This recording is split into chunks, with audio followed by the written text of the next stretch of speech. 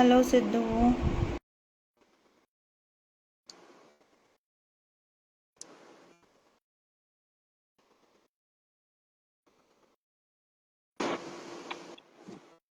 Hello ma'am. Hello, नमस्ते। राधे नमस्ते। राधे, कैसे हैं आप राधे लोग? राधे।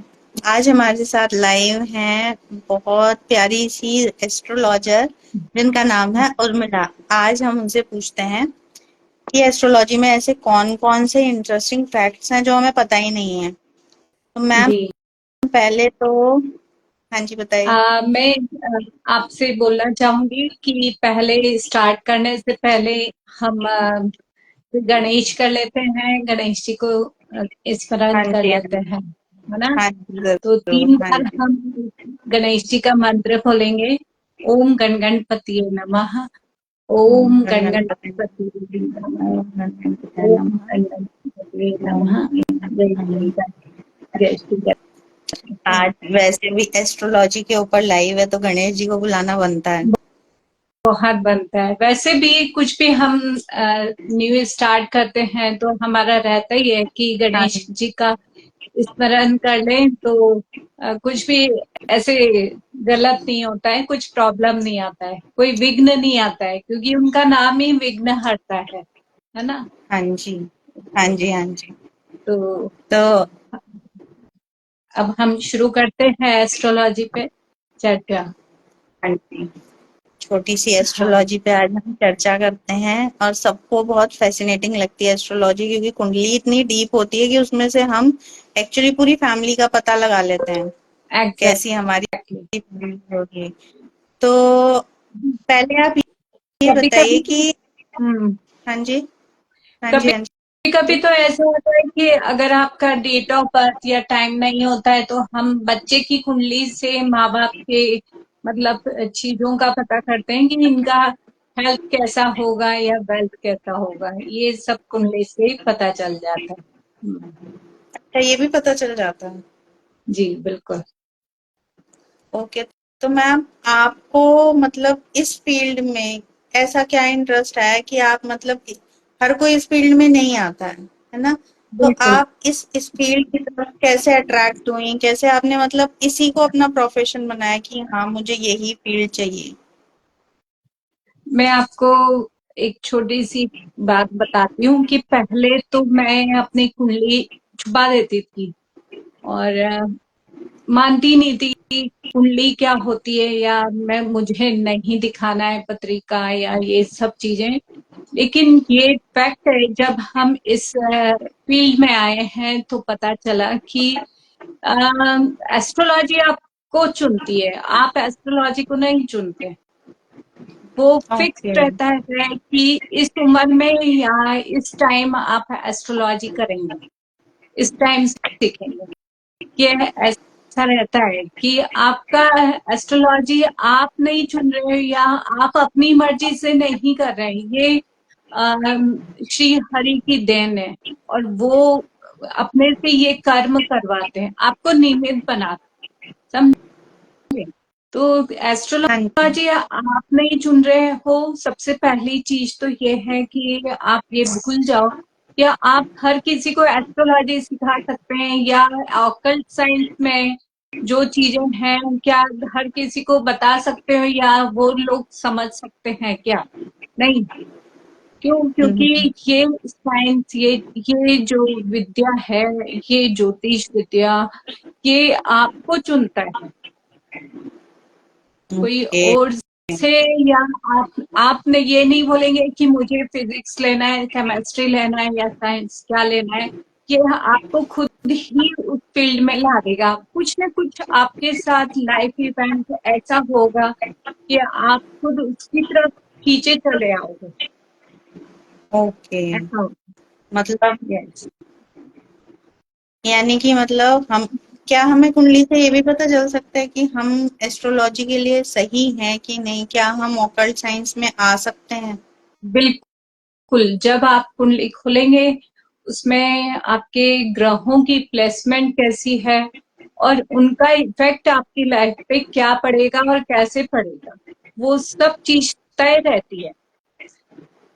जैसे कि हमारी सृष्टि में तय रहता है कि आपके माता पिता कौन बनेंगे, ये तय होता है, हमें नहीं पता होता है कि हमारे माता पिता कौन बनेंगे, लेकिन सृष्टि तय करती है इस चीज को। इसी तरह से ओके।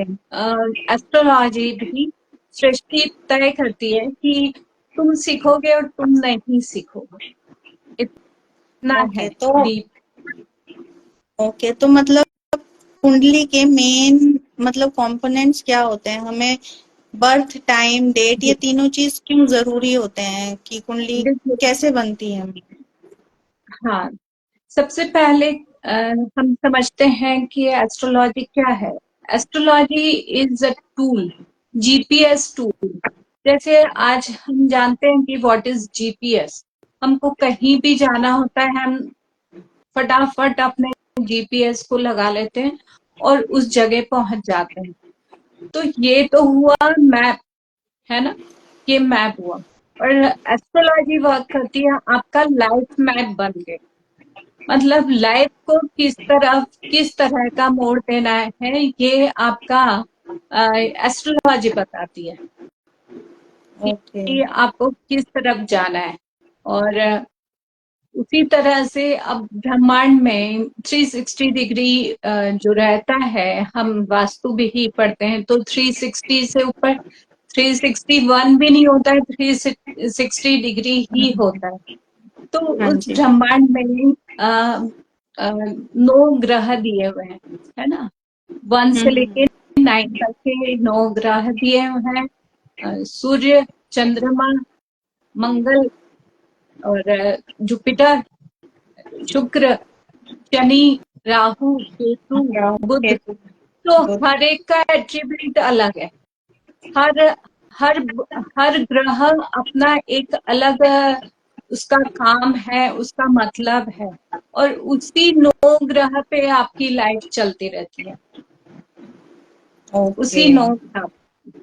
तो 9 ग्रह कहाँ कहाँ है 360 डिग्री में, आपके ये फिक्स कर दिए गए कि ये प्लेस इसकी है। जैसे नॉर्थ ईस्ट अपन ने मतलब गुरु की प्लेस है ना। इसके अपोजिट साउथ वेस्ट में आपका हाँ। ये आ जाता है। साउथ वेस्ट में आपका है ना, यूज करने का, आप जितनी ही आराम की चीजें, वो चीजें आपको साउथ वेस्ट में मिलेगी। तो ये सारी चीजें पहले ही डिसाइड रहती है कि 360 डिग्री में कौन से एंगल में कहाँ पे क्या आएगा। अब ये हो गया, 9 ग्रह तो मिल गए, लेकिन 9 ग्रह को आप कैसे ढूंढेंगे?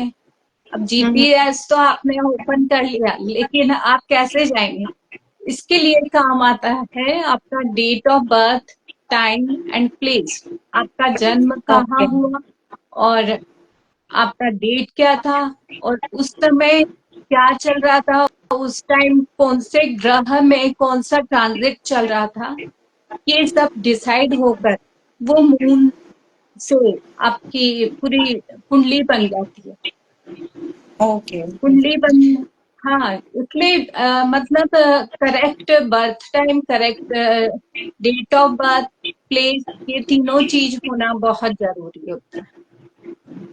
ओके तो मैम ये बताइए, हमारी मतलब जब हम अपनी राशियां देखते हैं तो एक हम्म। तो होती है सूर्य राशि जो अखबार में आती है, वो डेट ऑफ बर्थ के अकॉर्डिंग हाँ, ना, मंथ के अकॉर्डिंग वो कि इस मंथ मंथ में। के अकॉर्डिंग। हाँ, हाँ, एक होती है मून राशि, ठीक है, जो नाम के अकॉर्डिंग होती है शायद, है ना? बिल्कुल। और एक होती है हाँ, हमारा असेंडेंट। तो इन तीनों में से कौन सी मतलब सबसे ज्यादा इम्पैक्ट हमारे ऊपर कौन सी करती है? मून मून साइन जो होता है, क्योंकि मून साइन उस पे निकलता है कि आप मान लो आज जो भी तारीख है, उस तारीख पे आप पैदा हुए, 2:35 पे आप पैदा हुए दोपहर में, 2:35 ये पीएम आ गए, ठीक है। हम्म। पीएम आने के बाद वहां उस टाइम पे ठीक उसी वक्त कौन सा ग्रह गोचर कर रहा है, उसका कौन सा ट्रांजिट है, कौन से नक्षत्र में है, कौन से पद में है, तब वो कुंडली बनती है। मतलब एक्यूरेसी जो होती है, बिल्कुल एक्यूरेट, वो मून साइन मानी जाती है, और मानना भी वही चाहिए। अगर तो मतलब आपके मून पास का, हाँ हाँ, जी, हाँ जी, अगर आपके पास डेट ऑफ बर्थ या टाइम नहीं हो तो हम मतलब वो जो मंथ वाला है ना, सूर्य हम्म, सूर्य राशि से सन साइन से देखते हैं, और उसी के ऊपर नाम भी लिखे रहते हैं, इस तारीख से इस तारीख तक का ये नाम राशि होना चाहिए, और हम इजीली अखबार में या और भी दूसरी जगह हमारी नाम राशि से वो देख लेते हैं। जबकि देखना क्या चाहिए, मून राशि, चंद्र राशि आपकी एक्यूरेट होती है, और उससे ही सब पता चलता है। और ये तीनों बताती क्या है, मतलब सूर्य राशि क्या बताती है, चंद्र राशि और सूर्य असेंडेंट क्या बताता है?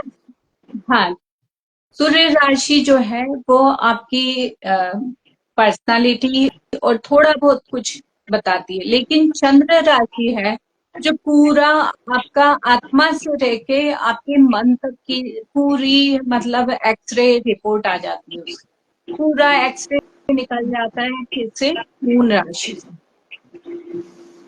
ओके, तो इसलिए अगर जैसे मून राशि, मतलब मेरी जैसे मून जो साइन है वो एक्वेरियस है, ठीक है, तो अगर मैं उससे अपने आप को, हाँ, उससे अगर मैं अपने आप को कनेक्ट करती हूँ तो मुझे मेरे बारे में ज्यादा पता चलेगा। बिल्कुल, बिल्कुल, मतलब एक्यूरेसी अगर आपको अपनी प्रेडिक्शन में कि आपका एक्यूरेट, आपका मन क्या कहता है, आपकी आत्मा क्या कहती है, वो सारा प्रेडिक्शन आपका एक्यूरेस राशि से अगर आप देखोगे तो पता चलेगा। आप ये बताइए मुझे कि सनशाइन के ऊपर क्या शनि शनि की 7.5 होती, कभी सुना है? नहीं होती ना। नहीं। सनशाइन पे कभी शनि की 7.5 नहीं होती, 7.5 और अढ़ैया या महादशा, ये सब हमने मून राशि पे ही देखी ना, सुनी उसी पे है।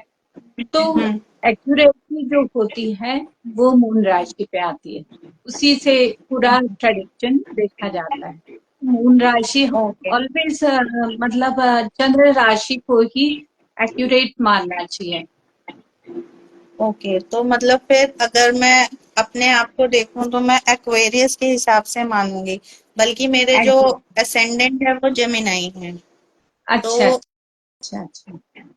मतलब है तो दोनों एयर साइन, लेकिन दोनों के कैरेक्टरिस्टिक्स अलग अलग है ना? बिल्कुल अलग रहेंगे ना, क्योंकि रूलिंग प्लैनेट अलग है भाई। हम्म। जेमिनाई का बुध है, और आपका एक्वेरियस का सैटर्न। शनि देव है ना। हम्म। तो इसलिए ये दोनों का अलग अलग लगेगा। अगर आप ओके, जेमिनाई से देखोगे तो अलग प्रेडिक्शन आएगा, एंड उससे देखेंगे तो बिल्कुल अलग आएगा। तो तो आपको मेरे जो चेक करना है वो एक्वेरियस से। तो जो मेरे अंदर कैरेक्टरिस्टिक्स होंगे वो एक्वेरियन के होंगे ज्यादा।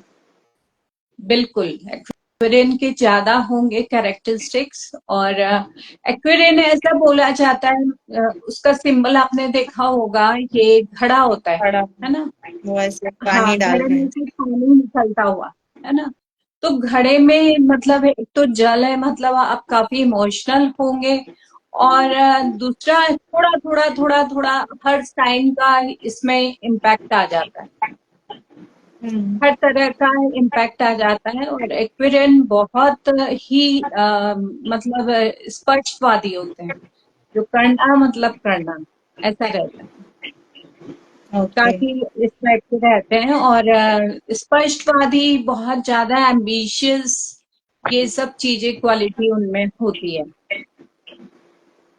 ओके मैम, तो दैट मीन्स अगर किसी को भी अपने बारे में ज्यादा देखना है तो वो अपना मून साइन पकड़े, और मून साइन पता कैसे चलेगा मैम? वो आपका डेट ऑफ बर्थ टाइम से, टाइम आप देखोगे, जो जैसे आपका जो भी टाइम है, 6:05, और डेट 11 दिसंबर, या जो भी आपका ईयर है, तो वो टाइम से आप उसकी कुंडली बन जाएगी, वो आपका चार्ट फॉर एवर हो गया, वो मतलब आपका ब्लूप्रिंट है। उसको आप जो रीड कर सकता है कुंडली, उसको दिखाएंगे तो वो सारी चीजें आपकी रीड करके बता देगा, ओके। सारी चीजें। हाँ।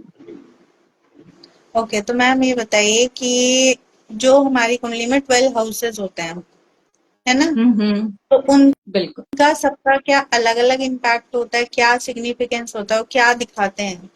हाँ, 12 हाउसेस, हर एक हाउस को एक अलग ही एट्रीब्यूट्स दे रखे हैं, उसका एक अलग ही मतलब होता है।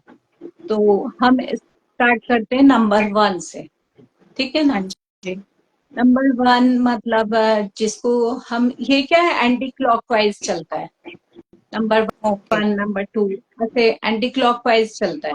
तो नंबर 1 जो दिखाते हैं उसको लग्न भी बोलते हैं, लग्न राशि। ओके। लग्न राशि से क्या देखा जाता है? लग्न का ये देखा जाता है कि आपकी पर्सनालिटी, आपका आत्मा, लग्न हमेशा आत्मा बोली गई है और चंद्र राशि जहां बैठी होती है उसको आपका मन बोला गया है ना?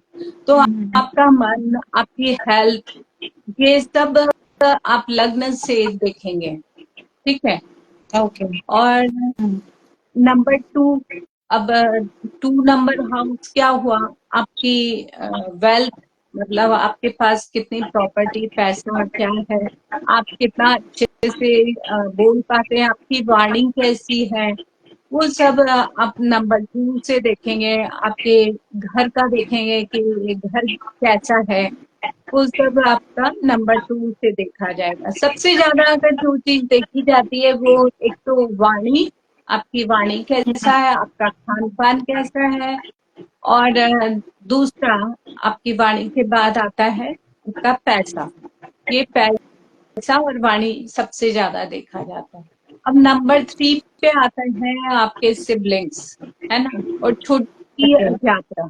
छोटी यात्रा मतलब जैसे यहाँ से आप 100 किलोमीटर दूर चले गए, 200 किलोमीटर दूर चले गए, इतनी यात्रा, छोटी छोटी यात्रा जो बहुत से लोग अप डाउन करते हैं ना, वो नंबर 3 में आ जाते हैं।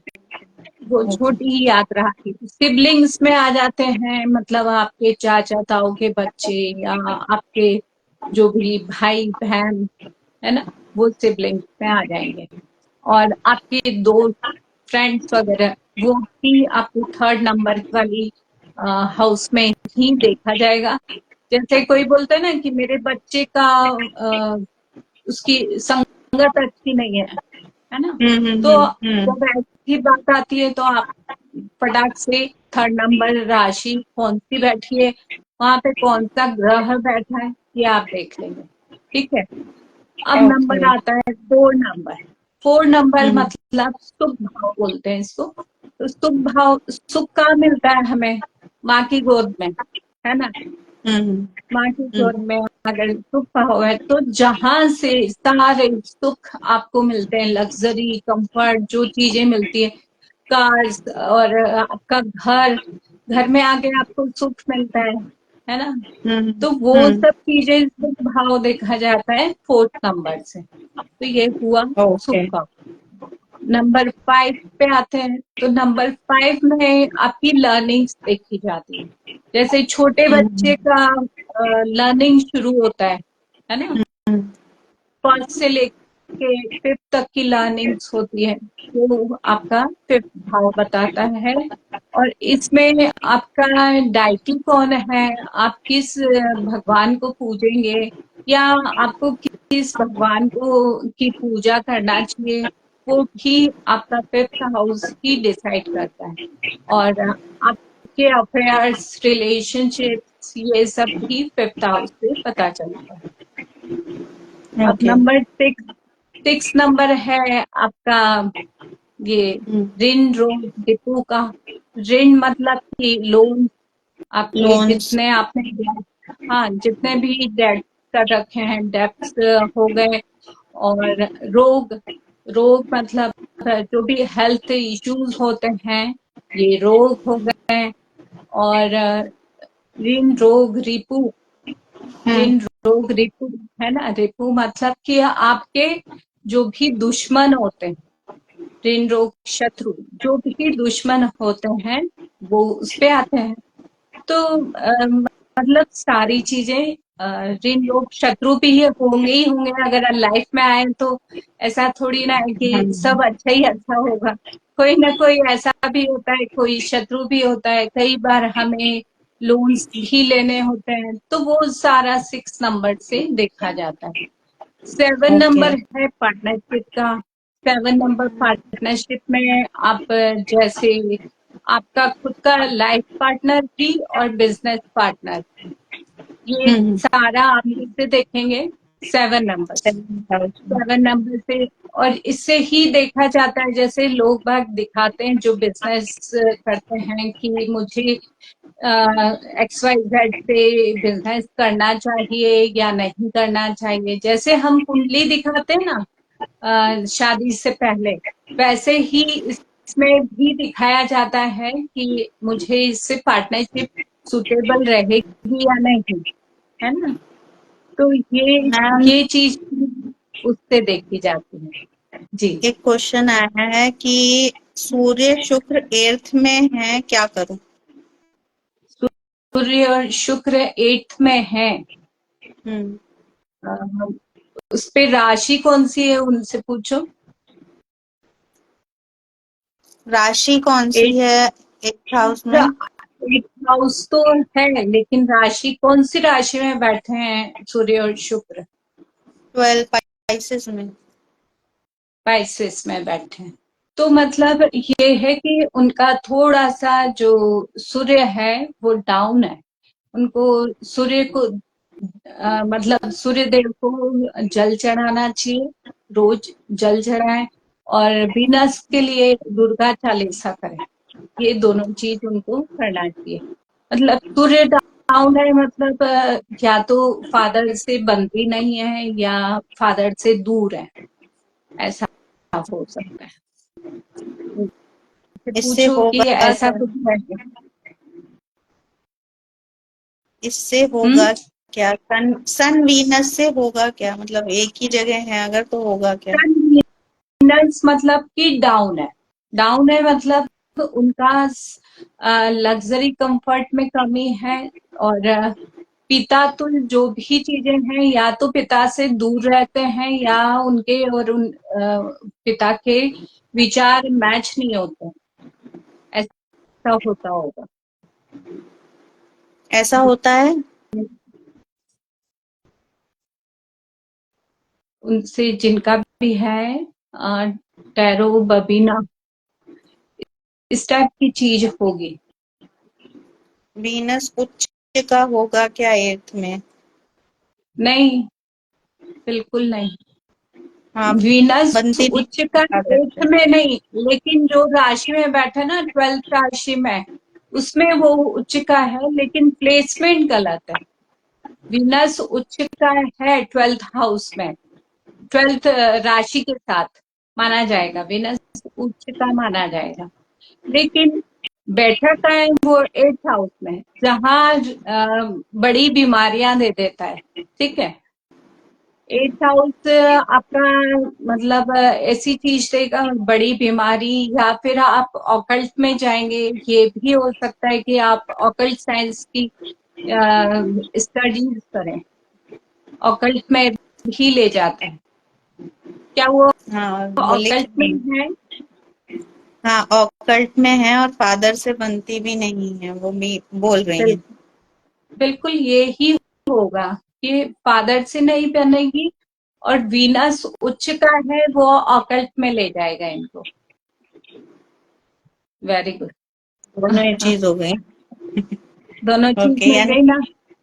हाँ जी, हाँ, ऑकल्ट में भी है, फादर से भी नहीं बनती है। और किसी भी के भी बिल्कुल। कोई क्वेश्चन है तो वो पूछ सकता है यहाँ पे। हम और पूछ सकते अभी हम हैं। 7। वेलकम। या वेलकम। अभी हम कहाँ पे पहुंचे थे? 7th हाउस पे ना? 7th हाउस में पार्टनरशिप का बता रही थी, अब 8th हाउस पे आते हैं। 8th हाउस मतलब इन हेरिटेज में आपको जो मतलब जो अचानक प्रॉपर्टी मिलती है, अचानक आपकी लॉटरी खुल जाती है, वो सिर्फ अच्छा। सारी चीजें हम 8 से देखते हैं। ऑकल्ट साइंस भी 8 में आता है। जैसे मैंने अभी ओके। इनको बताया कि वीनस उच्च का है मतलब ऑकल्ट में होंगे। सूर्य डाउन है मतलब कि सूर्य सूर्य क्या है, पिता है, तो पिता से बनती नहीं होगी, है ना। तो 8th हाउस आपका छुपा कर कोई चीज होती है, छुप कर कोई चीज होती है। अब ऑकल्ट में जो विद्या है, जैसे एस्ट्रोलॉजी है, तो एस्ट्रोलॉजी कोई हर कोई नहीं पढ़ सकता। ये विद्या ऐसी जिसको आती है वो ही पढ़ सकते हैं, है ना। हाँ जी। तो ये है अर्थ के एट्रीब्यूट्स। अब हम आते हैं नाइन्थ। नाइन्थ हाउस को आपका भाग्य स्थान बोला जाता है, समझे आप। नाइन्थ हाउस को भाग्य स्थान बोलते हैं। अगर वहां पे बहुत अच्छे वाले ग्रह कौन से होते हैं, जैसे शुक्र आ गया, या फिर आपका गुरु आ गया, चंद्रमा, सूर्य, इस टाइप के ग्रह अच्छे वाले वहां हो तो नेचुरल है कि आपका नेटिव का भाग्य बहुत ही अच्छा होगा। चाहे वो कुछ भी कर ले उसका भाग्य चल जाएगा, है ना। अच्छा। तो इस चीज को हम बोलते हैं भाग्य स्थान। अब 10th ओके। वाला हाउस होता है वो प्रोफेशन का होता है, कि आप क्या प्रोफेशन करेंगे, वो वहां पे कौन सी राशि बैठी है और उस राशि के क्या एट्रीब्यूट हैं वो आप चेक करिए। वो ही उसी चीज से रिलेटेड आप काम करेंगे, ठीक है। तो 10th हाउस इस चीज का होता है प्रोफेशन का। क्या आप प्राइवेट में काम करेंगे या आपको गवर्नमेंट जॉब में जाना है, ये सारी चीजें, या आप बिजनेस करेंगे, ये सारी चीजें प्रोफेशन हाउस डिसाइड करता है। अब तो मैम हम अगर बात ये करते हैं। डिसाइड करता है प्रोफेशन, तो मतलब हम हम्म। प्रोफेशन देखेंगे कैसे कि कौन सा प्लैनेट वहां बैठा है, किस राशि के साथ बैठा है, उसके अकॉर्डिंग मतलब हम देखिए, प्रोफेशन डिसाइड करेंगे। हाँ देखिए, अब जैसे मान लो राशि 1 है वहां पे, 9th वाले हाउस में 1 राशि बैठी। 1 राशि मतलब मेष राशि। मेष हाँ। राशि के रूलिंग प्लैनेट होते हैं मंगल देव, हाँ। है ना। तो मंगल से रिलेटेड जितने भी प्रोफेशंस आते हैं वो सब आप चेक करेंगे कि क्या मैं ये काम कर सकता हूँ या कर सकती हूँ, मुझे ये सुटेबल होगा नहीं होगा। जैसे अब मंगल से रिलेटेड इलेक्ट्रिसिटी का काम, या आप इंजीनियरिंग कर रहे हैं, या आप फूड बिजनेस में है ना, ये सारा। और कई बार मंगल वाला आपका डॉक्टर्स भी मिल जाता है, तो वो सारी चीजें डिसाइड हो जाती है कि आप किस में जाएंगे, ठीक है। ओके। तो ये चीजें उससे डिसाइड होती है। अब नंबर आता है 11। 11 नंबर वैसे भी शुभ माना जाता है। हम शुभ हम्म। मानते हैं कि 11 मतलब बढ़िया नंबर है, अच्छा नंबर है। और वैसे भी एस्ट्रोलॉजी में भी यहाँ अगर हम चार्ट की बात करें तो चार्ट में भी 11 नंबर बहुत अच्छा माना जाता है। 11 नंबर पे मतलब विश फुलफिलमेंट हाउस होता है ये। इसको बोला जाता है कि यहाँ पे कुछ भी होगा आपका, ये मल्टीपल होगा, ये बढ़ जाएगा। अच्छा, ओके। अच्छा हाउस मानते हैं, हाँ। क्योंकि यहाँ पे बैठा हुआ कोई सा भी ग्रह होगा आपको अच्छे फल ही देगा। ओके। और अब नंबर 12 की बारी आती है कि 12th हाउस। वहां पे जैसे आपने अभी देखा है इनका वीनस बैठा हुआ है 8 में है, लेकिन उसकी उच्च राशि क्या है, 12th राशि। तो 12th हाउस में वीनस उच्च के हो जाते हैं, तो मतलब बेड कंफर्ट, आपको शैया सुख, जो हिंदी में बोला जाता है कि शैया सुख मिलता है। हॉस्पिटल भी उससे ही देखा जाता है, अब्रॉड का भी उससे ही देखा जाता है। हाँ, 9th का मैं भूल गई कि ये थोड़ी लंबी यात्रा बताता है। और ज्यादा लंबी यात्रा जो है 12 से देखी जाती है।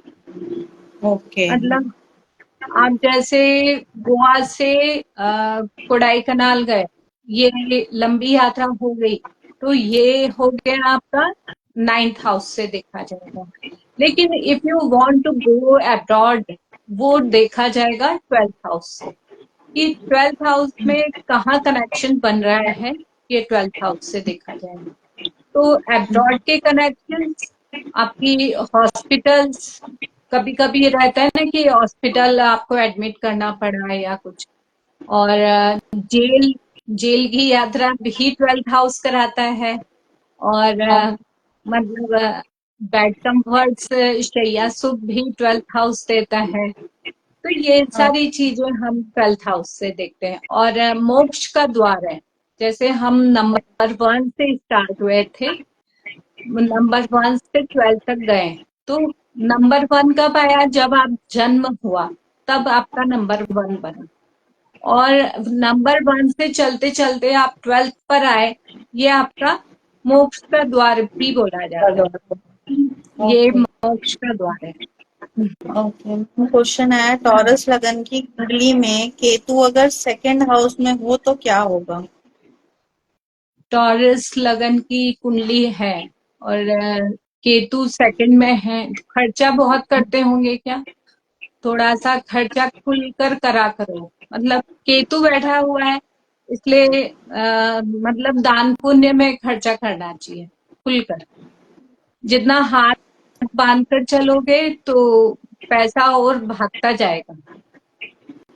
ओके, तो मतलब ऐसा होता है। खुल के खर्चा करना चाहिए, दान हाँ, पुण्य में ज्यादा खर्चा करना चाहिए। दान पुण्य में, अच्छी कामों में ये खर्चा ज्यादा करें। आप कोई मतलब अ, अपनी खुद की इच्छा से अपने ऊपर लग्जरी पे अगर खर्च करेंगे तो वो ज्यादा अच्छा नहीं रहेगा।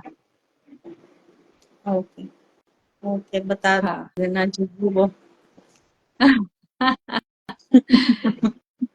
कह रही है बता दूंगी जीजू को। क्योंकि ओके। क्या होता है कि कौन सा ग्रह कहाँ बैठा है, अगर उस तरह के आप काम करने लग जाएंगे तो वो ग्रह आपको परेशान नहीं करेगा, वो आपको बिल्कुल परेशान नहीं करेगा। फोर्थ जुपिटर फिफ्थ हाउस, पे। मतलब फोर्थ हाउस में लियो में हम्म। जुपिटर, सिंह राशि में जुपिटर। सिंह राशि में जुपिटर, फोर्थ राशि है या हाउस है? हाउस। फोर्थ हाउस में जुपिटर है ना? हम्म। ये बोल रहे हैं कि फोर्थ हाउस में जुपिटर है, तो जुपिटर की हाँ, बेस्ट प्लेसमेंट है। जुपिटर 5 नंबर फोर्थ हाउस राशि के में साथ। बहुत बहुत अच्छा माना जाता है जुपिटर। मतलब वो इंसान कोई ना कोई मैनेजमेंट में, एडमिनिस्ट्रेशन में होगा। क्या ऐसा है? पूछो। क्या ऐसा है? वो बंदा मतलब जीजू तुम्हारे एडमिनिस्ट्रेशन में है?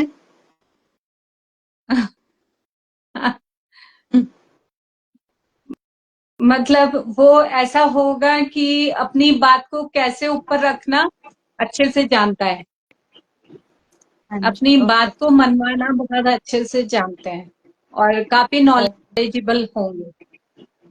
कंस्ट्रक्शन में है। कंस्ट्रक्शन। हाँ।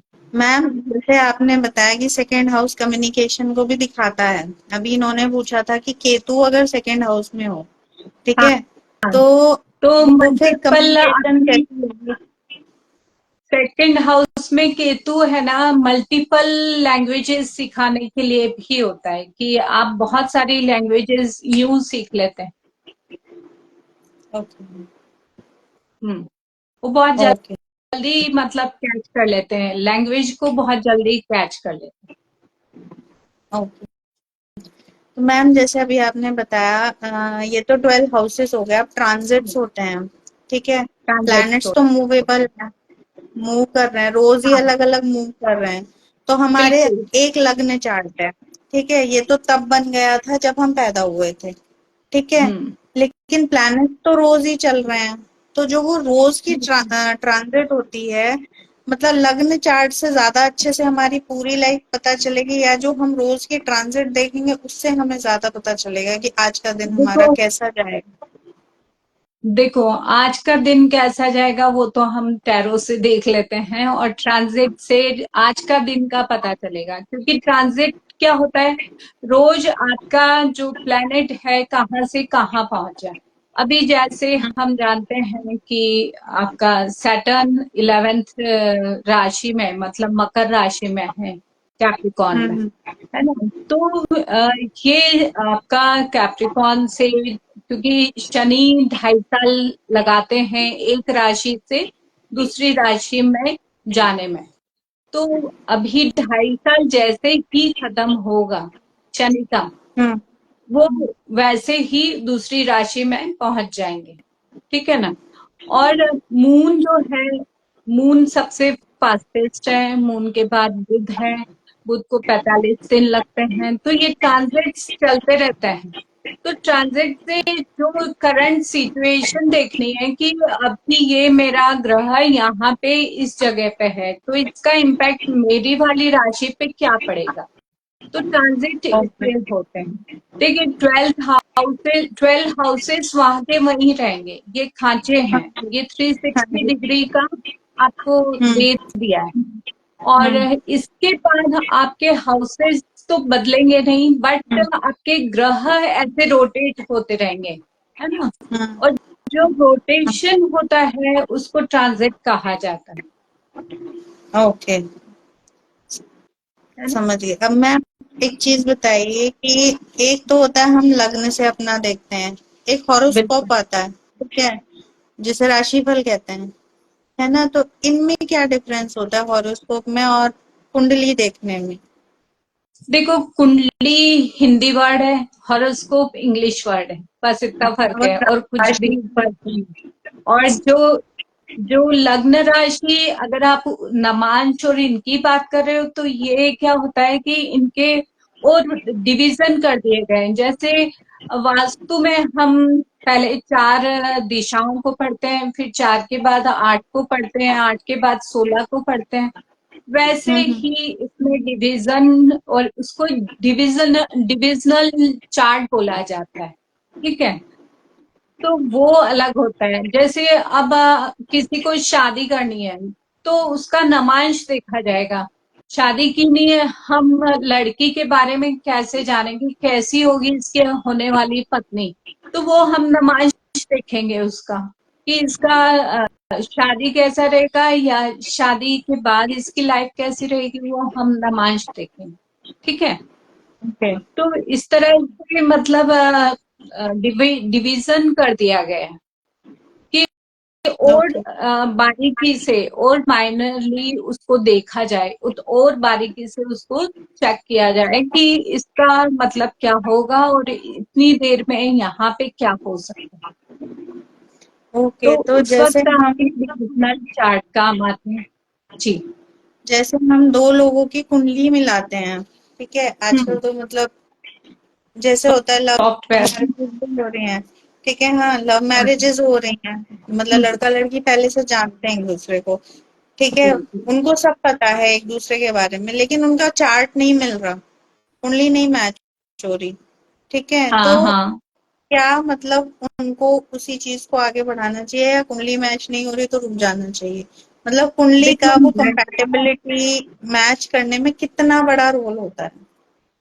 हाँ, देखो बहुत बड़ा रोल माना जाता है कि अगर कुंडली मैच हो रही है, और मैजिक में सबसे ज्यादा जो जरूरी होता है नाड़ी दोष। नाड़ी दोष देखना बहुत जरूरी, क्योंकि it's all depend on health आपकी, और आपके पार्टनर की हेल्थ कैसी रहेगी। हेल्थ अगर आपके पार्टनर की भी खराब होती है, तो मतलब आपकी लाइफ भी डिस्टर्ब होगी, ठीक है। इसलिए नाड़ी दोष को पहले मैच करना चाहिए। अगर वो नहीं मिल रहा है, तो शादी एक बार हटा देना चाहिए कि ये अच्छा नहीं है, ये मैचिंग बिल्कुल अच्छा नहीं है। भले ही आपके मतलब 36 में से 20 या 25 वैसे 18 गुण मिलाते हैं, मिनिमम 18 गुण मिलना बहुत जरूरी है। अगर वो नहीं मिलते हैं तो भी, अगर कई बार क्या होता है कि नाड़ी दोष होने पर भी 18 गुण मिल रहे हैं, पर जो एस्ट्रोलॉजर चेक कर रहा है उसको पूरा चेक करना चाहिए कि इसका कौन सा दोष नहीं मिल रहा है। क्योंकि बाद में नाड़ी दोष इसलिए देखा जाता है क्योंकि उससे फर्टिलिटी प्रॉब्लम नहीं होती। अगर नाड़ी दोष 0 आ रहा है तो बिल्कुल शादी ना करें, ओके। या फिर इसका उपाय करें। अच्छा, इसका उपाय हो जाता है? होता है उपाय तो, पर फिर भी भाई, रंग काला है तो काले के अंदर कितना भी व्हाइट मिला तो कुछ तो रहेगा ही उसका असर, व्हाइट तो हम्म। नहीं होगा। तो नहीं। उपाय से इतना फर्क पड़ेगा कि थोड़ा ठीक हो जाएगा, बट फर्क तो ये है कि जो जो ग्रह का एट्रीब्यूट जो है वो देगा ही देगा। क्या मैम ऐसा हो सकता है कि दो लोगों की कुंडली एग्जैक्टली सेम हो जाए? कई बार ऐसा पर रेयर होता है। जैसे फिंगरप्रिंट्स आपके एक जैसे नहीं मिलते हैं, कुछ न कुछ, हम्म।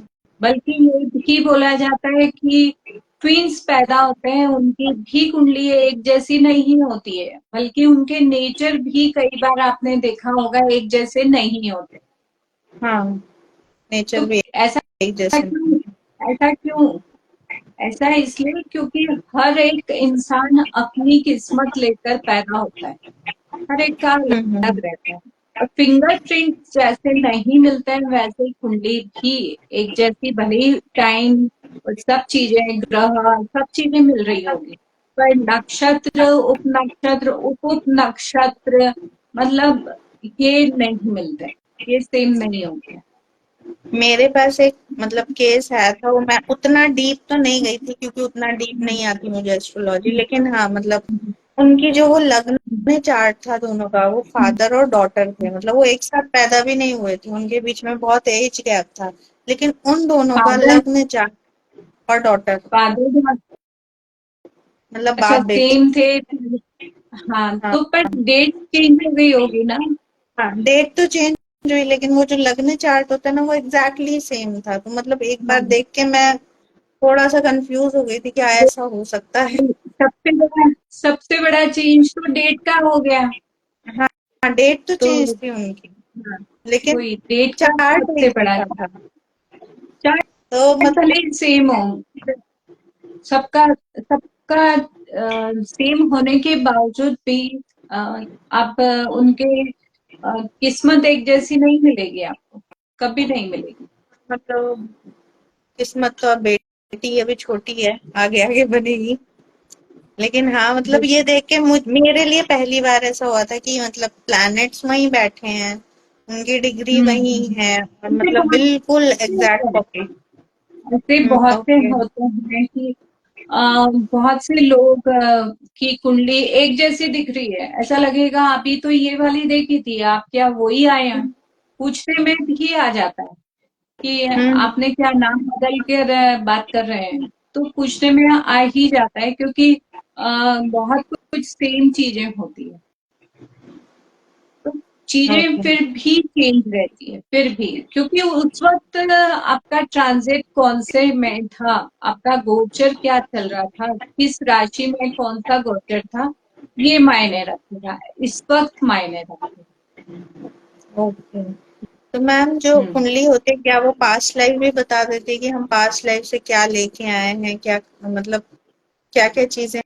कुंडली में बिल्कुल, कुंडली में जो केतु होता है ना, केतु ग्रह आपका कहाँ प्लेस्ड है, ठीक है, हम्म। केतु ग्रह कहाँ प्लेस्ड है, और केतु ऐसा है कि वो पिछला पिछला जो आपका कर्म है उसको साथ में लेकर आते हैं, और उससे आप जानोगे कि आपका इस दुनिया में इस टाइम आने का क्या मकसद है, वो मकसद बता देंगे कि आपको क्या करना चाहिए। अच्छा, तो मतलब हम्म, केतु की जो प्लेसमेंट होती है उससे हम ये पता कर सकते हैं कि हम पीछे से क्या लेके आए हैं और हम क्यों आए हैं। बिल्कुल। हम क्यों आए, हमें क्या करना है, हमारा कर्तव्य इस लाइफ में आने का क्या है, वो केतु बता देंगे। तो मतलब हम उसकी प्लेसमेंट देखेंगे कि वो कौन से हाउस में बैठा है, किस राशि के साथ बैठा है ना। हम्म, ओके, बिल्कुल। एक एग्जांपल देके समझाएंगे मैम। केतु मान लीजिए, केतु बताता है, जैसे अब मैं मेरा ही बताती हूँ कि मेरा केतु प्रोफेशन हाउस में है ना। 10th और हाउस में। प्रोफेशन, हाँ, प्रोफेशन हाउस मतलब 10th हाउस में, ठीक है। 10th हाउस में वहां पे ये बता रहा है केतु कि आपको और कुछ नहीं करना है, हर चीज से दूर हो जाओ। केतु का मतलब हर चीज को आप लेट गो करो। लेट गो करने के ओके। बाद आप जो करना चाहते हैं, मतलब आपको अपना मकसद खुद घुमा फिरा कर आपको वहां पे ले ही आएगा। आज मैं जो कर रही हूँ तो मुझे ये पता है कि मैं नहीं कर रही हूँ, मुझसे करवाया जा रहा है। मुझे ओके। ऐसा बताया होगा, मेरे डैडी ने ऐसा मुझे आदेश दिया है कि तुम ये काम करो, तो मैं कर रही ओके, हूँ। ठीक है। इस अगर तरह नवमांश का लग्न वर्गोत्तम ना हो तो क्या होता है। क्या है, नवमांश का लग्न वर्गोत्तम ना हो तो क्या होता है। वर्गोत्तम होने का मतलब ये होता है कि आपका जैसे मान लो लग्न में सिंह राशि बैठी है ना। सिंह हम्म। रा- सिंह सिंह सॉरी सिंह राशि बैठी है, और आपके मतलब सूर्य भी वहीं बैठे हैं। अब नमाज में आपका वापस वो नमाज की जो लग्न कुंडली देखी जाएगी, उसमें भी सेम ही तरीका से उनका प्लेसमेंट है, तो उसको वर्गोत्तम बोला जाएगा। ओके। मतलब अगर वर्गोत्तम होता है तो ये भी एक बहुत बड़ा राजयोग माना जाता है। अगर ओके। आपकी कुंडली में वर्गोत्तम है और नमांश में भी वर्गोत्तम, तभी बोला जाता है। उसको माना ही तभी जाता है जब सेम बैठे हो। ओके, मतलब हम्म, हाँ, जैसे कई बार होता है लग्न में, जैसे लग्न चार्ट है तो हम्म, उसमें कोई भी प्लैनेट उसमें वर्गोत्तम में लिखा जाता है, मतलब वो लग्न में ना हो लेकिन कहीं और भी हो, सिक्स्थ में, सेवेंथ में, तो उस पे हम्म। वर्गोत्तम होता है, तो वो भी तभी होता है जब उसका नवमांश के साथ कनेक्शन होता है। वर्गोत्तम होने का मतलब जो लग्न में बैठा है जिस जगह पे, वो ही नमाज में भी वहीं बैठा हो, अच्छा, दैट सेम, इज वर्गोत्तम। सेम तो पोजीशन, सेम पोजीशन पे। सिंपल सिंपल लैंग्वेज में ये बोलेंगे। और इसके बहुत सारे अच्छे फायदे हैं, बहुत अच्छा माना जाता है वर्गोत्तम होना, एक राजयोग माना जाता है, बहुत अच्छा माना मैम, जाता है। कुछ प्लैनेट्स हैं जैसे सैटर्न हो गया, ठीक है। अगर सैटर्न जी, वर्गोत्तम है तो सैटर्न तो मेलेफिक प्लैनेट में आते हैं, तो अगर वो वर्गोत्तम है तो मतलब उनकी भी वो भी अच्छे माने जाते हैं। सैटर्न कोई गलत प्लैनेट थोड़ी ना, बहुत अच्छा माना जाता है सैटर्न तो। नहीं है। उसका मतलब आपकी मैलिफिक तब माना जाएगा जब अगर वो अपनी नीच राशि में बैठे होंगे। अगर वो अपनी उच्च राशि में 11 नंबर राशि में बैठे हैं तो वो तो बहुत उच्च का हो गया, और बहुत अच्छा आपको बिजनेस देगा, या आप प्राइवेट जॉब करोगे बहुत अच्छा। ये मतलब उससे पता चलता है कि शनि बहुत अच्छे हैं, बहुत ही। शनि देव की राशि, मतलब आप देखो शनि देव देते, मतलब देते कब है, जब बहुत मेहनत कर लेते हैं, उसके बाद हम्म। हम्म। उसके बाद बहुत देंगे। मेहनत वो कराते हैं। देखते हैं कि वो देखते हैं इसको मैं राजा बना रहा हूँ पूरा ठोक बजा के, और उसको पूरी परीक्षा लेकर ही उसको राजा बनाएंगे। ओके, तो मतलब जो हाँ, खत्म होगा वो प्लैनेट अच्छा हो जाता है, मतलब और अच्छे अपने इफेक्ट देता है ना? बहुत लंबी। ये तो क्या है, देखो जया जी, ये बहुत डीप है। मतलब आप हम्म। जितना इसको कुरेदते जाओगे ये और निकलता और ही जाएगा। इतना निकलता निकल जाएगा। हाँ, हाँ। बहुत ज्यादा डीप है। इसको समझने की बात है जितना, मतलब इतना मजा आता है एस्ट्रोलॉजी करने में कि जब आप इस सब्जेक्ट में आते हो, once you are astrology student, you are always astrology.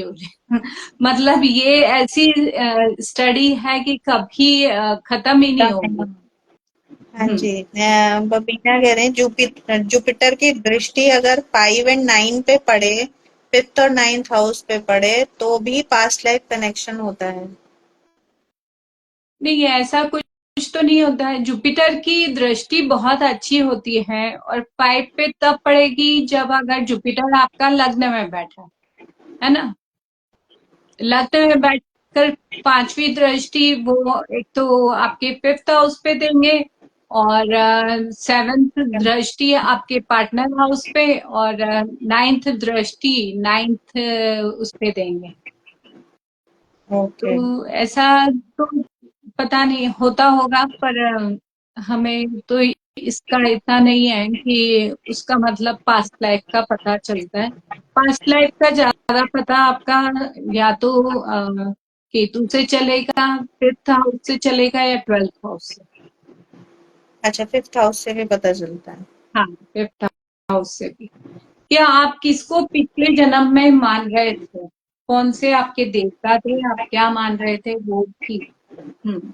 अच्छा, वो 5th हाउस से पता चलता है हमारे। बिल्कुल। ओके। तो मैम, जैसे ये रेट्रोग्रेड होते हैं, प्लैनेट्स रेट्रोग्रेड होते हैं, जैसे अभी शनि हुए हैं, ठीक है, तो शनि इनके हुए, क्या इफेक्ट होते हैं? हाँ जी। जैसे अभी शनि शनि हुए, रेट्रोग्रेड है। हाँ शनि हुए हैं, उससे पहले गुरु हुए थे, जुपिटर, हम्म।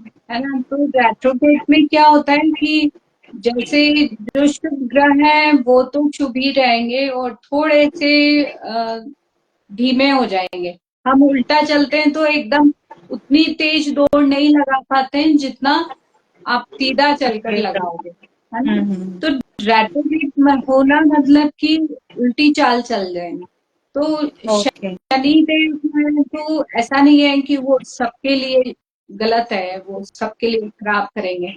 कुछ राशि ऐसी हैं जिनके लिए बहुत अच्छा देंगे, जैसे जो 7.5 में चल रही थी, या जिनकी अड़कियां चल रही थी, जैसे कर्क राशि और वृश्चिक राशि पे। तो उसके लिए थोड़ी सी आराम का टाइम हो गया है कि हाँ चलो थोड़ी राहत की सांस लेंगे। तो कुछ चीजों के लिए बहुत अच्छा है, कुछ राशियों के लिए, और कुछ राशियों के लिए खराब। Retrograde okay. होना अच्छा भी माना जाता है, ऐसा नहीं कि। पर हाँ, क्रूर वाले जो ग्रह होते हैं उनकी क्रूरता और बढ़ जाती है। ओके, मतलब हार्ड टाइम शुरू हो जाता है किसी किसी के लिए। हाँ, किसी किसी के लिए, किसी ठीक है के लिए मैम। ऐसा होता है कि जो काम काफी टाइम से नहीं हो रहा है वो काम होगा, उनका काम हो जाएगा रेट्रोगेट टाइम में। और किसी किसी के अच्छा। लिए, कोई राशियों के लिए ऐसा है कि उनका काम होते होते रुक जाएगा, ऐसा होता है। ओके। जी। ओके, यानी कि मतलब इतना डीप है, अगर कुंडली पढ़ने जाओ तो इंसान का सब कुछ पता चल जाता है बहुत एक कुंडली बहुत से। बिल्कुल। और सिर्फ आपका ही ओके। नहीं, उससे आप अपनी वाइफ का, अपने बच्चों का, अपने माता पिता का, सबका आप जान सकते हैं। ओके, मतलब पूरे, मतलब हमारी लाइफ में हमारे जितने भी लोग होते हैं आसपास के, हम सब पता कर सकते हैं कि क्या है, कैसे हैं। ठीक बिल्कुल। है। बल्कि आपके नेबर्स कैसे होंगे वो भी पता चल जाएगा कि आपके अड़ोसी पड़ोसी कैसे आएंगे। वो ओके। भी पता चल जाएगा। हम्म। तो मैम जैसे ऐसा होता है कि जैसे सेवेंथ हाउस पार्टनर का हाउस बोलते हैं, मतलब स्पाउस का हाउस भी उसी को बोलते हैं कि आपका हस्बैंड या वाइफ हम्म, कैसी होगी वो सेवेंथ हाउस से पता चलेगा। बिल्कुल। ठीक है, मान लीजिए सेवेंथ हाउस में कोई भी प्लैनेट बैठा हुआ है, ठीक है, हाँ अ, हाँ हाँ। किसी भी राशि के साथ, और हस्बैंड की कुंडली में लग्न वो नहीं है, तो मतलब कैरेक्टरिस्टिक मैच कैसे होता है, मतलब कैसे पता लगाते हैं? मान लीजिए तो कोई कुंडली है, उसमें 8 नंबर हम्म, है सेवेंथ हाउस में, हम्म, और जो हस्बैंड हम्म। है उसका लग्न जो है वो 3 है, 4 है, कुछ भी है, तो मतलब कैसे मैच होता है? देखो, सबसे पहली बात तो जो आपको लग रहा है कि नंबर्स या ग्रह से हम मैच करते हैं, तो ऐसा नहीं होता। हम्म। दोनों कुंडली मिलान ऐसे होती है कि आपके अष्टकूट बोला जाता है उसको, कि अष्टकूट मतलब 8 जो गुण हैं, और उनको हर एक को पॉइंट्स दिया जाता है। किसी को 10, किसी को 9, किसी को 7, ऐसे पॉइंट्स दिए जाते हैं। तो जैसे नाड़ी वाले को 8 नंबर दिया जाता है कि नाड़ी आपकी मैच हो रही है या नहीं हो रही है, वो मैच करा जाता है। तो ऐसा नहीं होता है कि उनका लग्न अगर 8 नंबर पे है तो आपकी वाइफ का भी 8 नंबर पे होना चाहिए। ये ऐसा मैचिंग नहीं होता है नहीं नहीं, मैं इस मैच टाइप नहीं से। कह रही थी, मतलब जैसे अभी कोई सिंगल लड़की है, ठीक है, वो अपना हाँ, चार्ट दिखा रही है, लड़का है वो अगर ये पूछने लगे मेरा स्पाउस कैसा होगा, तो हम सेवेंथ हाउस के कैरेक्टरिस्टिक्स बताएंगे ना उसको। बिल्कुल। ठीक है, 7 तो देखोगे और नमाज देख लो, सबसे अच्छा। अच्छा, तो मतलब हम्म। नवांश में हम क्या देखेंगे, पूरा नवांश देखेंगे या उसका भी सेवेंथ हाउस देखेंगे? नहीं, उसका लग्न से देखा जाएगा, क्योंकि नमाज मतलब कुंडली को पूरा उल्टा कर लेना है। जैसे अच्छा। कुंडली के फर्स्ट हाउस अपन यहाँ से देखते हैं, सेवेंथ हाउस यहाँ से देखते हैं, तो उसको पूरा उल्टा कर दो, वो नमांश हो गया। ओके, तो वो हमारे हस्बैंड का चार्ट बन जाएगा या बिल्कुल। वाइफ का चार्ट बन जाएगा? क्योंकि क्योंकि आप 7वां हाउस से तो देखोगे आपके हस्बैंड या वाइफ के लिए, आपके पार्टनर के लिए। अच्छा, मतलब मैं हम्म, यहाँ कंफ्यूज थी कि जैसे मैं जेमिनाई हूँ, ठीक है, हम्म, लेकिन हम्म। अगर किसी के मतलब नॉर्मली हाँ। फॉर एग्जांपल मेरा नहीं लेते, किसी और का लेते, ठीक है, किसी के भी जो सेवेंथ हाउस में 3 नंबर है, मतलब जेमिनाई है, ठीक है, हम्म, मान लीजिए वो लड़का है, उसके सेवेंथ हाउस में 3rd नंबर की राशि बैठी हुई है, लेकिन अ, मैं हमने उसको जेमिनाई के कैरेक्टर्स ही बताएंगे ना कि आपकी वाइफ में ये कैरेक्टर्स होंगे, है ना, यही तो बताए लड़के को। जाएंगे।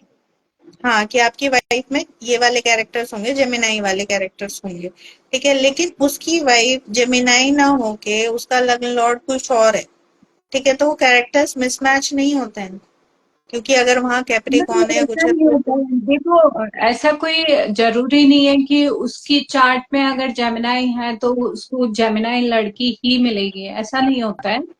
पर उसके जो कैरेक्टरिस्टिक्स होते हैं, उसके जो ट्रेड्स होते हैं, पर्सनालिटी ट्रेड्स, वो कहीं ना कहीं मैच करेंगे उसकी वाइफ से। ओके।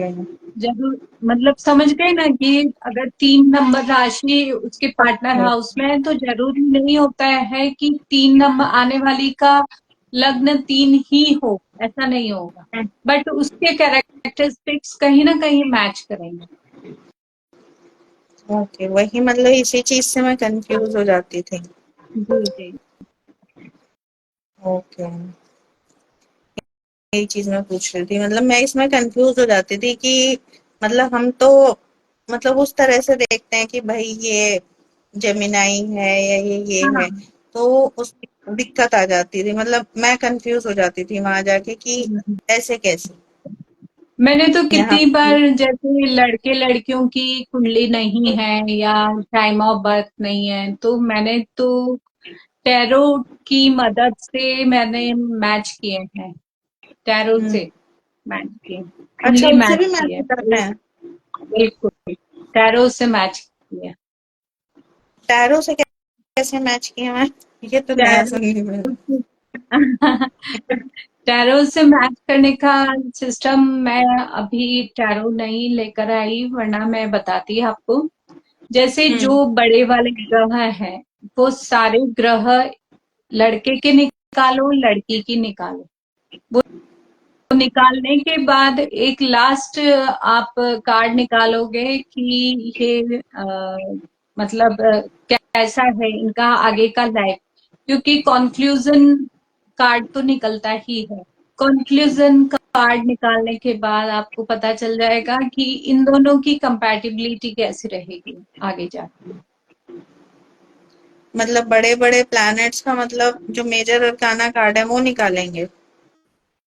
बड़े बड़े प्लैनेट्स हैं जैसे जुपिटर, वीनस, मतलब हम मून, उनका सन। वो क्वेश्चन लेके वो कार्ड्स निकालेंगे, मतलब कार्ड्स कोई भी आ जाए चाहे, है ना, जैसे सेवन चक्रा का जैसे, हम टेस्ट करते हैं। हाँ, मैं बताती हूँ। जैसे हमने सोच लिया कि 5 प्लैनेट लेने हैं, राहु केतु को नहीं लेते, ठीक है। अच्छा, नहीं लेते उसमें हैं, ओके। 5, हाँ, 5 प्लैनेट्स आपने ले लिए। सबसे पहले मून। मून क्या दर्शाएगा? आपका मन मन दिखाएगा।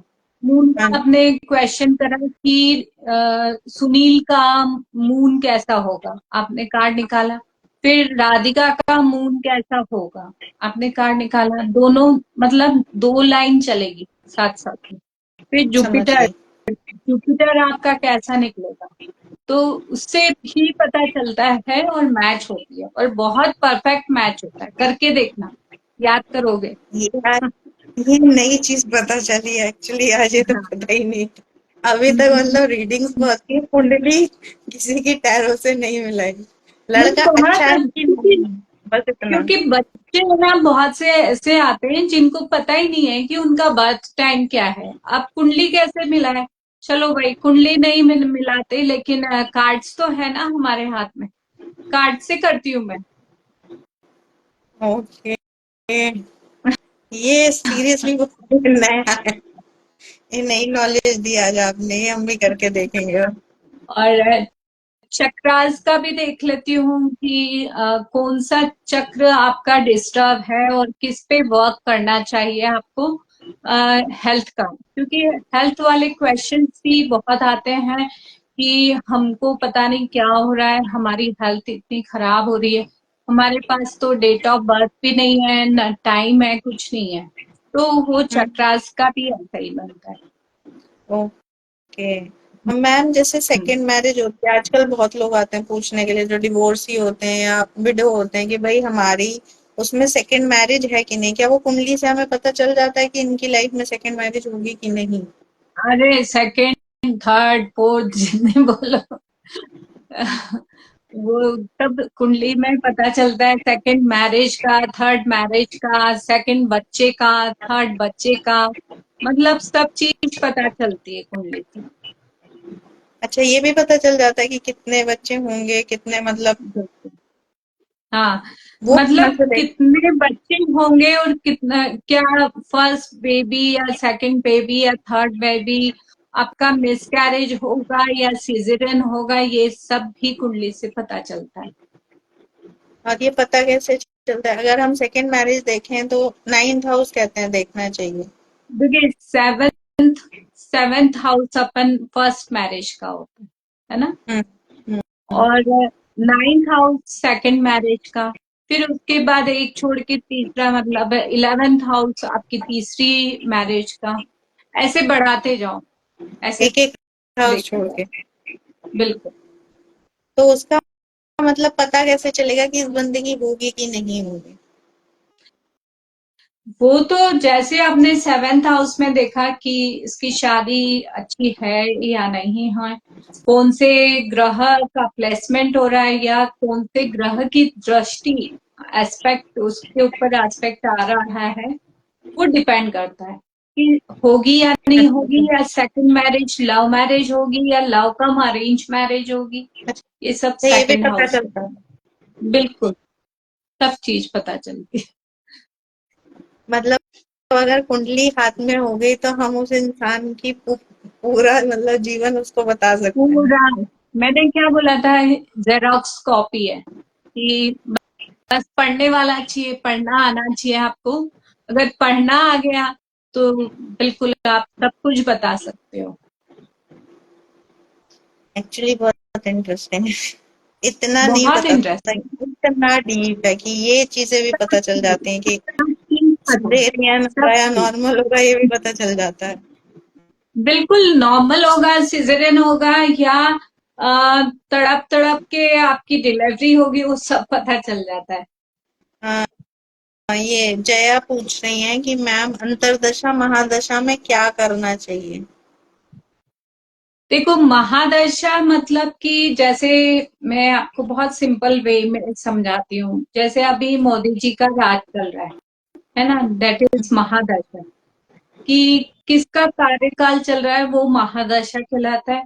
उससे नीचे कौन कौन है वो अंतरदशा में आते हैं।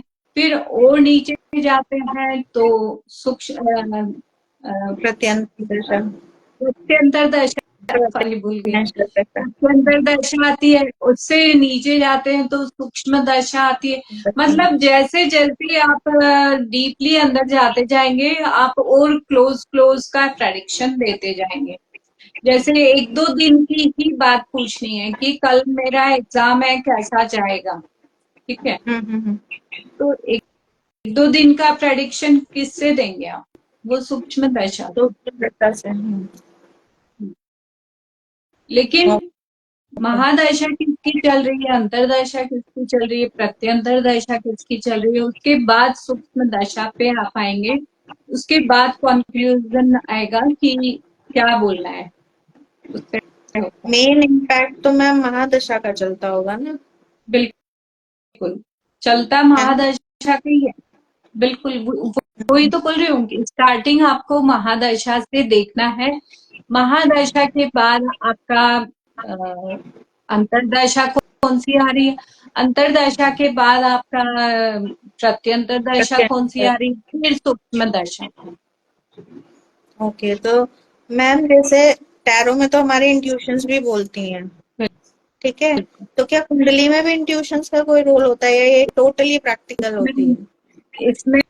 इसमें बहुत बड़ा ही टैरो तो बाहर का है। मैं कोई भी चीज का वो नहीं कर रही हूँ, टैरो भी मैं करती हूँ, सिखाती भी हूँ।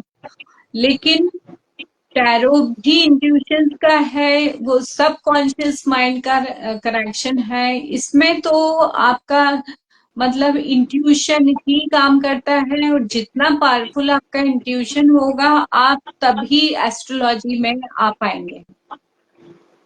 ओके मैम, जया पूछ रही है राहु की महादशा और अंतरदशा में इतनी ओवर थिंकिंग क्यों हो जाती है, राहु इल्यूजन ही तो है। हाँ। राहु क्या है? जिसका धड़ कट गया था। धड़ नीचे वाला केतु है और ऊपर वाला राहु है। तो राहु हम्म। अनकन्वेंशनल काम कर पाता है। राहु बहुत तेज है, बहुत दिमाग चलता रहता है। मतलब इतनी प्लानिंग्स चलती रहती है, इतने थॉट्स आएंगे कि वो आपको रात को सोने भी नहीं देगा। इतने ख्याल आएंगे कि अरे मैं ऐसा कर लेता हूँ। बोलते हैं ना 99 के फेर में पड़ना, तो वो राहु का काम है कि आप 99 के फेर में पड़ गए। उसी वक्त तो आपको ख्याल आएगा नहीं नहीं वो नहीं करते, वो करते हैं। 17 तरह की प्लानिंग आएगी, वो राहु देगा। कह रही हैं कि इस एनर्जी को हम चैनलाइज कैसे करें। वो मतलब इसके क्या होता है कि हर एक चीज को बैलेंस करने का एक रेमेडी होता है, मंत्र जाप होता है, वो सब करना पड़ता है। तब जाके वो हम्म। आपके बस में रहता है। और जो चीज आपकी जो महादशा चल रही है, उसमें हम्म। आपको काफी काम ऐसे करने पड़ते हैं कि वो एक्टिव ना हो जाए, ठीक है। जैसे अपने घर को साफ सुथरा रखो, गंदे कपड़े मत पहनो, रोज नहाने के बाद एक फ्रेश ड्रेस निकालो। छेद वाली ड्रेसें नहीं पहनना है, मतलब जिसमें होल्स हो। जैसे बहुत से लोग छेद वाले बनियान या मोजे पहनते रहते हैं, वो डिस्कार्ड कर दो। घर में से जितना भी फालतू का सामान है वो सब डिस्कार्ड कर दो। अपने अखबार फालतू के हैं वो सब हटा दो। ये सब राहु तब डेवलप हो जाता है कि आपके वायर्स लटके हुए हैं घर में, वो राहु है ना। हम्म, तो ये छोटी छोटी सी चीजें हैं जो आपको बैलेंस करेगी। ओके। मतलब राहु केतु हैं आधे आधे, लेकिन काम सारा उल्टा राहु सीधा क्या कराते हैं। करता है? राहु उलझाता है, राहु उलझाता है, और केतु जो खोल देता है। केतु है बिल्कुल आपको हटा देगा, ओके। उस जगह से हटा देगा। मतलब आपको डिस्ट्रैक्शन जो होता है केतु से होता है। केतु क्या देते हैं आपको केतु। लोगों से मिलना पसंद नहीं आएगा, आप किसी से बात नहीं करेंगे, आपको अकेला रहना आप एंजॉय करोगे। हम्म, ये केतु कराता है। और केतु वाले का इंट्यूटिव होता है, उसका इंट्यूशन पावर बढ़ जाता है, क्योंकि उसका ऊपर का नहीं होता है, मतलब गर्दन तक का उसका भाग नहीं होता है, उसकी आंखें नहीं होती है, तो इसका मतलब उसका सिक्स सेंस काम करता है। ओके हम्म। मैम। तो दोनों में बहुत अंतर है। एक्चुअली मतलब एक के पास तो खाली सिर है और दूसरे के पास दिमाग है उसके ही नहीं, पास दिल है। उसके पास दिमाग है तो इतना दौड़ाता है, दिमाग को सब जगह ढूंढता रहता है, और सेटिस्फेक्शन कहीं नहीं मिलता है। हाँ जी। चलिए मैम, बहुत अच्छा लगा आपसे मिलके। आपने बहुत सारी नई नई नॉलेज जो पता ही नहीं थी, ये तो पता ही नहीं थी, कुंडली हम उससे भी मैच करा लेते हैं।